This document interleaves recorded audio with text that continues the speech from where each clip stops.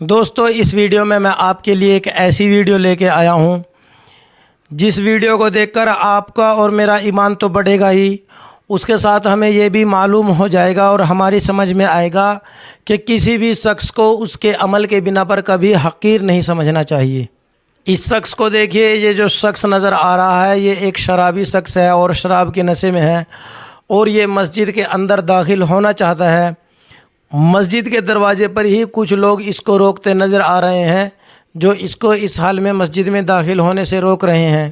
اسی موقع پر مسجد کے امام وہاں پر آ گئے اور اس شرابی کے اور ان لوگوں کے بیچ لگاتار بحث چل رہی ہے، لیکن امام صاحب اس شخص کا ہاتھ پکڑ کر اس کو اندر مسجد میں لے جاتے ہیں۔ اس کے بعد اس شخص کی اچھے سے وضو کراتے ہیں۔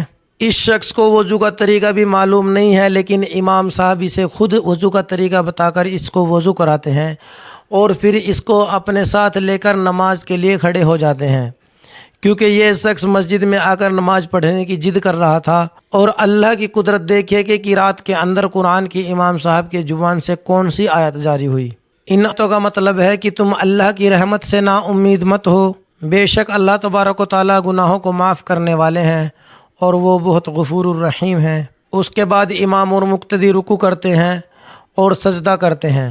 سجدے میں جانے کے بعد دیکھیے کہ یہ شخص جو شرابی تھا یہ تو سجدے کی حالت میں ہی رہ جاتا ہے، اور امام صاحب قیام کرتے ہیں، پھر قرات کرتے ہیں اور اس کے بعد اپنی نماز کو مکمل کرتے ہیں۔ لیکن یہ شخص پوری نماز میں سجدے سے نہیں اٹھتا۔ جب امام صاحب نماز سے فارغ ہو کر اس شخص کو سجدے سے اٹھاتے ہیں تو امام صاحب کو پتہ چلتا ہے کہ اس شخص کی روح پرواز کر گئی، یہ شخص دنیا سے رخصت ہو گیا اور سجدے کی حالت میں دنیا سے رخصت ہو گیا۔ جس شخص کو سبھی شرابی ہونے کی وجہ سے مسجد میں داخل نہیں ہونے دے رہے تھے، اس شخص کی موت اس طریقے سے آ رہی ہے کہ وہ اللہ کے آگے سجدے میں ہے اور اس کی روح دنیا سے رخصت ہو گئی ہے۔ یہ شخص اللہ کے یہاں پیش ہو رہا ہے تو سجدے کی حالت میں پیش ہو رہا ہے۔